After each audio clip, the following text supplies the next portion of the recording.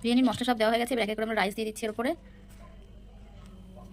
দিচ্ছি এটা বিরিয়ানি মশলা দিয়ে দিচ্ছে রাইসটা দেওয়ার পরে।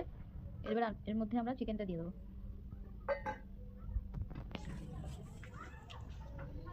চিকেন দিচ্ছে এক এক করে, সাথে আলু আছে, ছড়িয়ে দিতে হবে এর মধ্যে। গরম গরম দেওয়া হচ্ছে পুরো। এরপর এর উপরে আমরা আরেকটু রাইস দিয়ে দেবো। এগুলো ছড়িয়ে দিলে জিনিসটা ভালো হবে।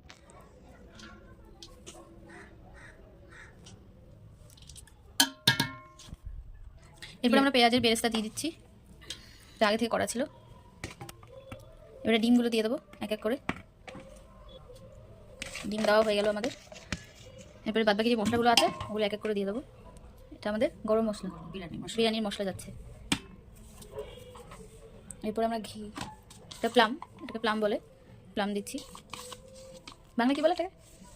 আলু বোকরা। এটা ক্ষীর যাচ্ছে, খোয়া ক্ষীর। এরপরে আমরা এতে দেবো গোলাপ জল। এরপরে যাবে কেওড়ার জল এটা। এরপর এটা আতর, দেখতে কত সুন্দর লাগছে। এবারে আমরা ঘি দেবো। ঘিটা বেশি করে দিতে হবে, বিরিয়ানিতে ঘিটাই মাস্ট। ঘি দিচ্ছে, ঘি দেওয়া হয়ে গেল। ভিজিয়ে রেখেছিলাম এটা জাফরান ভেজানো জল, কেশর, দুধ সমস্ত কিছু দেওয়া আছে এর মধ্যে, এর কালারটা আর কি আসার জন্য। চারদিকে ছড়িয়ে দিচ্ছে জিনিসটা। বাস দেওয়া কমপ্লিট। এটাকে সোজা এখন আমরা বসিয়ে দেবো ঢাকনা দিয়ে। এটা আমাদের পুরো সাজানো কমপ্লিট। এখন কত সুন্দর লাগছে জিনিসটা। আমরা ঢাকনা দিতে হবে এর মধ্যে। এটাকে আমরা আটা দেবো না, হাঁড়ি যে ঢাকনাটা পুরো সেট আছে, তো আটাটার যেটা আমরা আটা দিই আর কি, ওটা দেওয়ার কোনো দরকার নেই। এটাকে আমরা বসিয়ে দেবো। আমরা দেখো এই গ্যাসে বসিয়ে দিয়েছি। এটা কতক্ষণ লাগবে হতে? গ্যাস লো করে দিয়েছি, এখন লো ফ্লেমে চলবে, 15 মিনিট মিনিমাম লাগবে। 15 মিনিট পর তারপরে আবার বিরিয়ানি এবার রেডি হয়ে গেছে। এবার আমরা খুলে দেখবো। দেখুন কত সুন্দর কালার এসছে।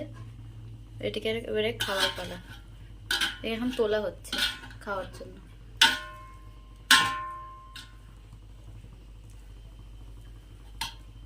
দেখুন কেমন ঝরঝরে হয়েছে রাইসটা।